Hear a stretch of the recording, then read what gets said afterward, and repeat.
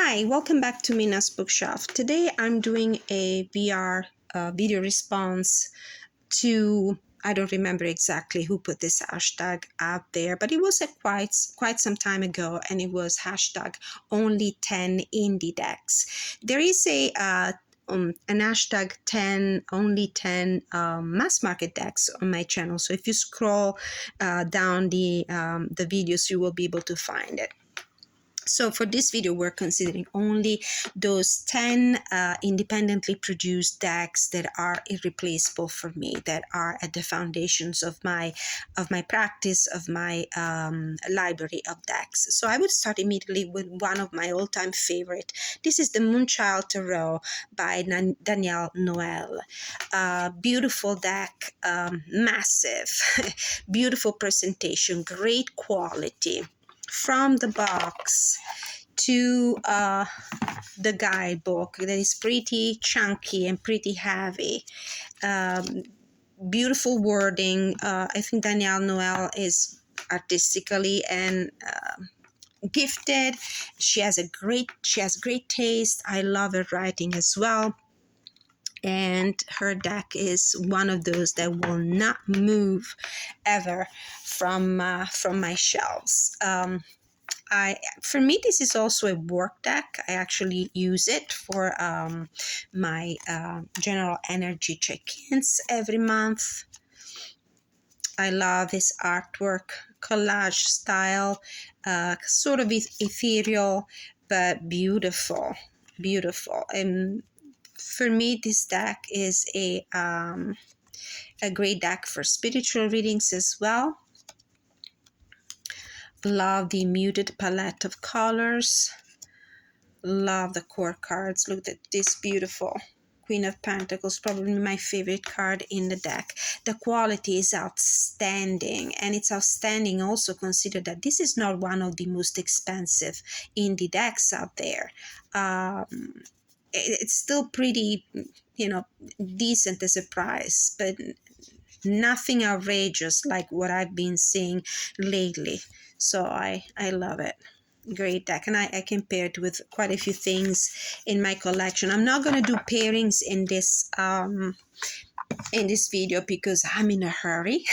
I don't really have much time, but I promise I will come up with another pairing. You can find in my playlist quite a few videos where I combine decks, and I also put them in seasonal categories if you're interested in that kind of videos. And it comes as a no surprise that my second favorite here is the Star Child Tarot, and I'm gonna show it in two different versions. This is the Akashic version, this is the replica of the original, and between the two, honestly, this is I love them both, but this is slightly my favorite, and I will show you why.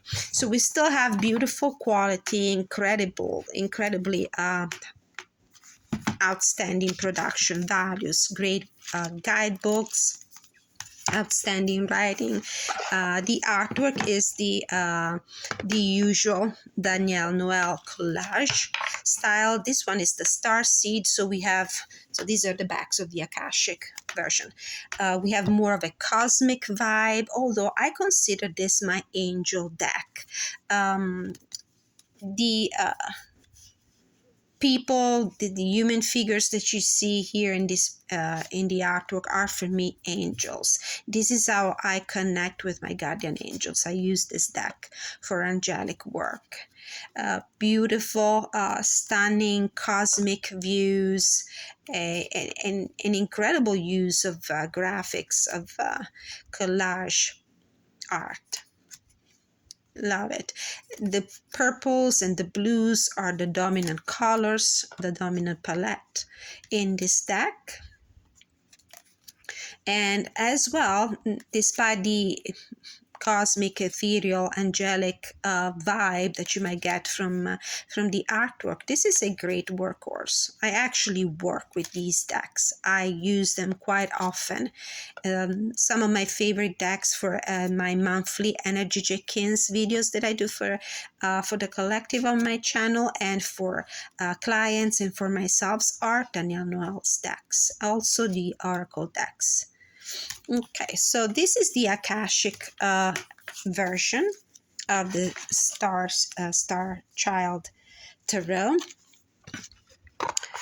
So a lot of cosmic starseed vibes, but for me, also a lot of angelic energy. My favorite version of the two is the Star Child Tarot replica of the original. This is the one that came in two variants of color for the box. And the reason why I tend to favor this one is because of the rose petal finish. It's one of the reasons. I love the tactile experience. I love to enjoy the feel of this nicely sticky cardstock. I actually love it. It's a great feel. It feels so smooth, so beautiful. The reason why I tend to prefer this version a little bit is also because of the artwork that is slightly different for some of the cards, and the color palette is bolder. Oh, this is my all-time favorite Empress card ever.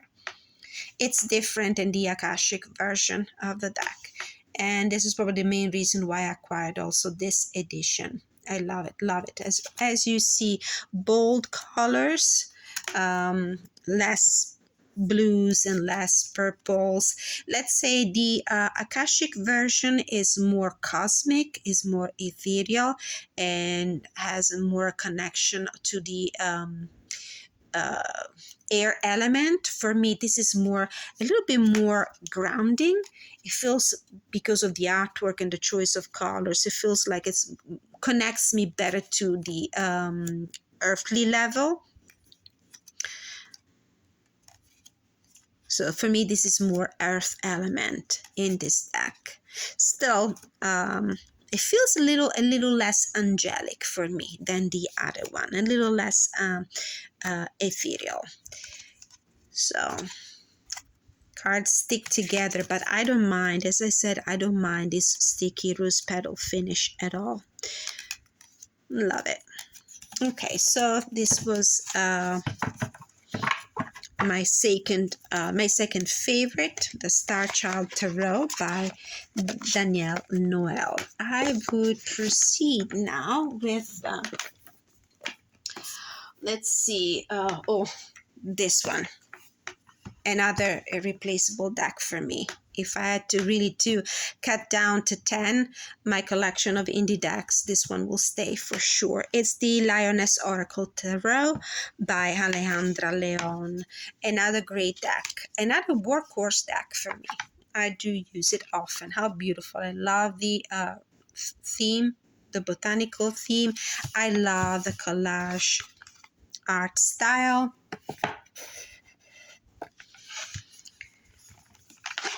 Which I think is done really well in this deck. It never gets overwhelming. It's never cluttered. It's beautiful. And it actually works really well for me, for my intuition. I get beautiful readings with this deck, and I have so many mass market Oracle decks that I can combine to this one for 2 or 3 voice readings. Beautiful artwork. I love to explore the cards. Every card will feature some items that can be great starting points for your readings. So as I said, it's collage art that is done really well. There are some collage art style decks out there that are just too much, overwhelming. too much stuff. They give me a headache, to be honest with you. This one is so pleasing and soothing to the eye. See how well this Lover's card is done. So simple and yet so powerful. Love this deck. So this was the Lioness Oracle Tarot by Alejandra Leon. All right, so the next one, the next independent deck I would never do without is, let's continue with the Gentle Tarot by Mari in the Sky. This is Heal Yourself, Heal the Earth, the Gentle Tarot, first edition. Great quality for this deck as well. Very uplifting, very serene, very gentle deck with very supportive messages in the artwork and the guidebook, which I recommend reading for every message. So these are the beautiful backs. This for me is the summer deck. I use it all year round, but especially during the summer, and that's another workhorse deck for me. So the interesting common theme of these 10 decks is that although these decks are, let's say, from a monetary standpoint, are more valuable, more expensive, and you might be led not to use them that often because they're not so easily replaceable. All these 10 decks are actually decks I work with and work with quite often. Beautiful healing messages. Love the artwork. Love the fact that this is so nature-based.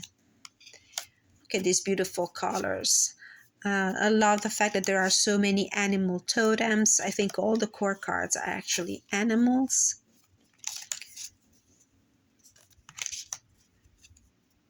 Very soothing deck. And so easy to read. The cardstock is silky, matte.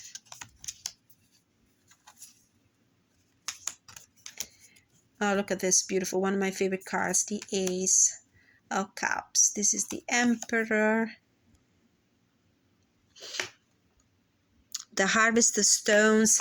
The creator renamed some of the suits. Thunders for swords, stones for coins, for example, and also the core cards have been renamed, but the criteria she chose to rename the cards makes sense. For example, the Seed of Cup, the seed is the Page of Cups. The Harvester, which is the completion of a cycle, is the King. Flower is the Queen. And I think the Root is the Knight. Beautiful, beautiful cards. So this was the Gentle Tarot by Mari in the Sky. Another deck that I would absolutely recommend, especially if you are into nature-based decks that support you and support you with spiritual guidance. Another, there's a common thread also when it comes to the size of the cards. I tend to like oversized cards. So this is the Apparition Tarot deck, a Spirit Speak deck. One of my first indie acquisitions. Totally different from what I normally choose in terms of art style. But it never felt like just a whim for me to choose something that is completely different from what I normally like in artwork. It just felt right. The artwork is minimalist compared to what I normally like. But for this reason, I found it refreshing because it really pulled me out of my comfort zone. Oh, by the way, I didn't show you gold gilding here. Beautiful. The backings, I love the backings. It offered me, a way to get out of my comfort zone, a way for me to read the cards in a different way, a way for me to use my intuition in a different way, because the way the archetypes have been rendered might have some connections with the traditional tarot, which I've represents the foundation of my knowledge, the RWS. And in most of the other cards, I simply have to rely on my ability to read into the images that are so different from the traditional representation of the archetypes. And that worked in a fabulous way for me. In fact, this deck is still in my collection. I don't use it that often, I have to admit it. But every time I do, it feels like a breath of fresh air. It's like resetting my mind, resetting my intuition.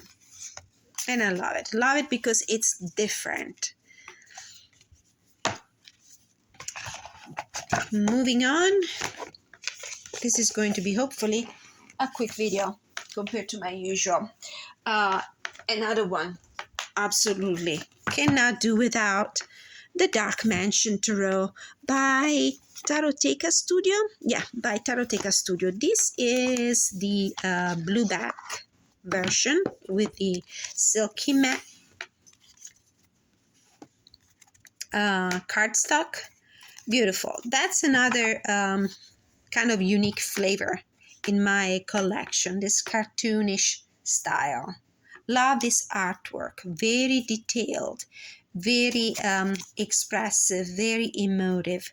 You can get great readings from these cards. Just looking at the images, you might not know anything about Golden Dawn, about Pamela Coleman Smith. You might not know anything about the Rider-Waite system, but you can still putting these cards next to each other in large spreads, you can still narrate a story just looking at the images. You get a great storyboard, and I love it. I would love someday to be able to get the deluxe copy. I don't know if they're still available, probably not, but one of those larger size versions of this deck, because the artwork is beautiful and there are so many little details. It's not that you cannot really see them on these regular size, but I don't think I can really appreciate them in their entirety. Look at this. Beautiful, beautiful deck. There's a little bit of darkness in it, and I love that.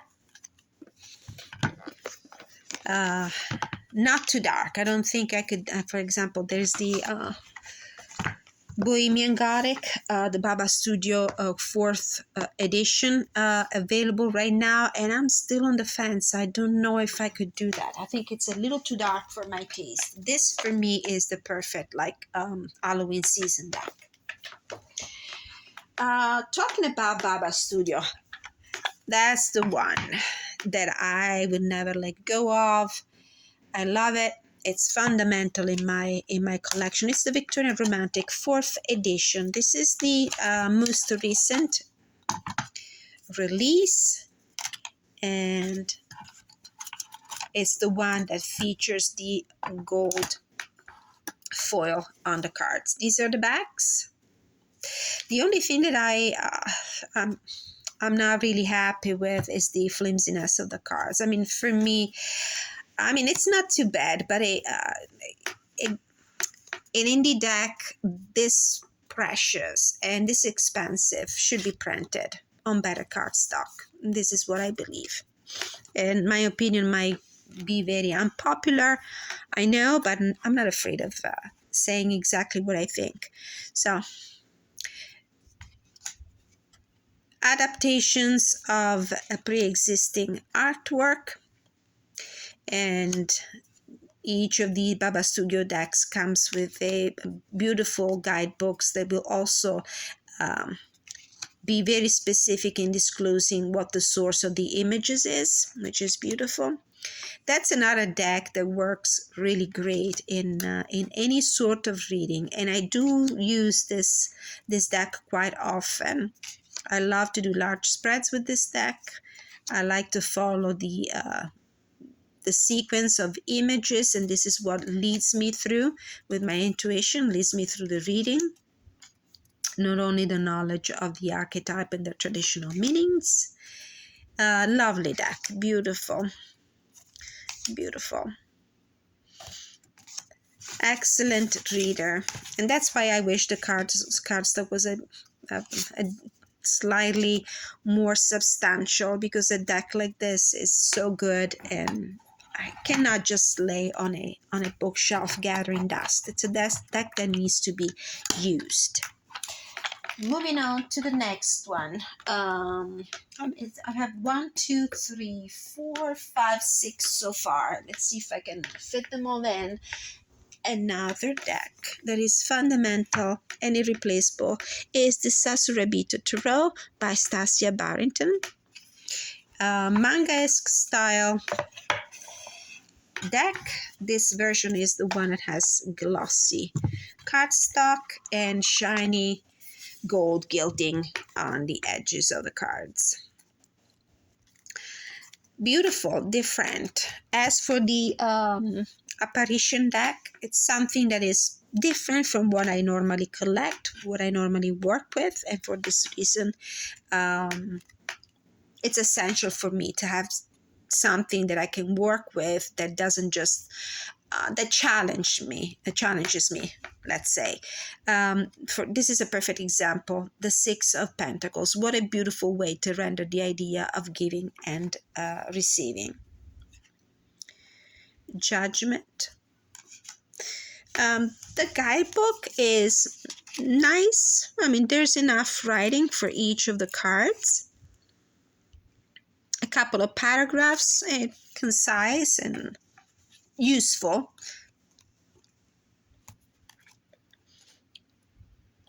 So as I said, it's sort of a manga-esque graphic novels style, which I love.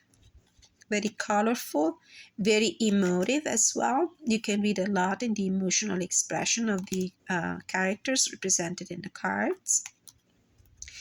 Great deck for love and relationship readings. This is another deck that I use for my general check-ins, monthly check-ins. Oh, look at this. Knight of Swords. How beautiful. All right, so this is the Sasurabito Tarot by Stasia, I think, Barrington. The next deck, and I'm almost, just to, keep going with the manga-esque art style and exotic flair. This is the Bhutan Tarot by Amiyacom. See, I don't know if this deck is still available. That's not sure 100%. I'm not sure, honestly. This is the version with the indigo blue edging. Beautiful linen finished cardstock. I love the palette of colors in this deck. Love the artwork. This is a deck that I normally use for my love and relationship readings. I find it very inspiring for that kind of energy, check-ins, and as well as the Sasurabito Tarot, the images, the artwork doesn't reflect the traditional way to represent the archetypes in most of the cases, but it's still a very readable deck. Different. Lovely artwork. Look at this hangman. Love it. Love the Asian flair in this deck. So this was the Bhutan Tarot. We're approaching the end of this video, and the next one, it's a very interesting use of ribbons to pull the the deck, the drawer out of the box. The next one is, let's see, oh, I have to include a Pipish deck. And this is the Pagan Otherworld. I don't have the box, I keep it in this bag. There are some extra cards with the lunar faces that I never use, so I keep them out of the deck. So beautiful, slightly oversized cards with the linen finish and this old world look, almost old school kind of artwork. So as you can see, the deck is Pipish, but not entirely, because although the pips are represented simply by the number of staves, swords, pentacles, whatever, there is in the card also a scene. So they're half pip, half scenic representation of the archetype. So there's something in the scene, in the landscape, that might help you with the interpretation of the card. There might be something in the artwork that tells you if the card has a more positive or challenging aspect. Beautiful. I used this one. I found it particularly powerful in business and finances readings. Don't know why it works that way for me. Beautiful old school art style. Easy to read as well.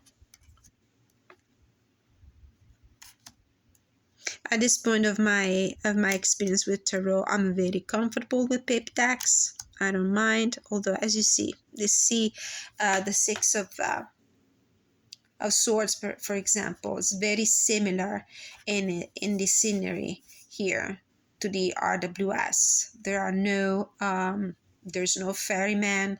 There are no other characters here trying to get away from the turbulent waters, trying to reach the other bank of the river towards calmer waters. But you can easily reconnect to your knowledge of the six of swords if the RWS is your foundation. So beautiful.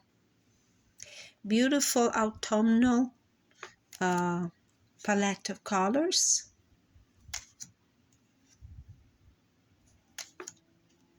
So in that sense, it's a great deck for the fall season.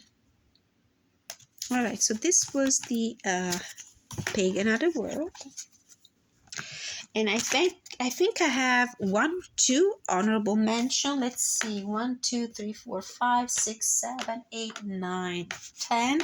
Yes, a couple of honorable mention here. I really needed to include them because they are irreplaceable as well. One of them is the Anima Mundi Tarot, and I really needed to put an animal deck in this collection because I love nature-based decks, whether it's flowers, plants, herbs, or animals. I love them and I work quite often with them.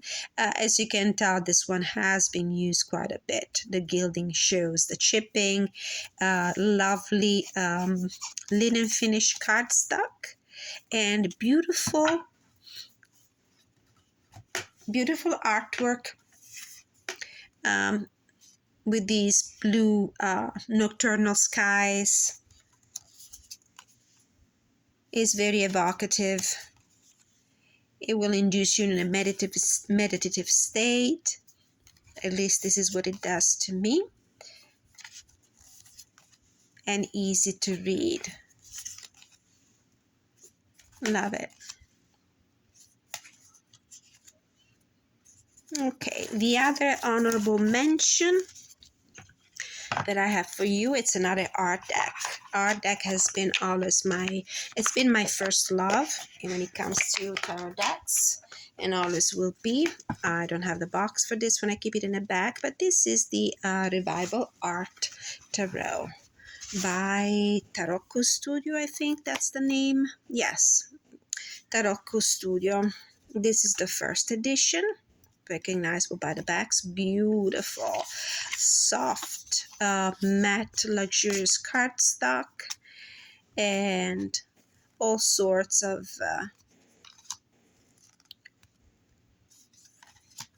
pre-existing artwork that is cleverly selected for each of the archetypes, so it will be easy and it will be always a pleasure to read with this deck.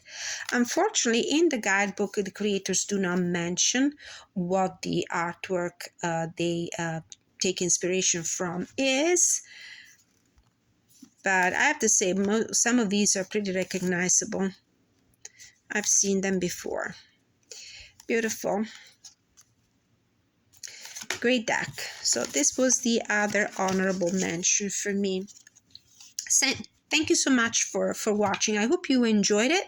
I know there's a million of videos with this hashtag out there. I'll make sure that I mention who the initiators of this hashtag, only 10 indie decks, is. I'll mention it in the title of the video. Thank you so much for watching, and I'll see you next time.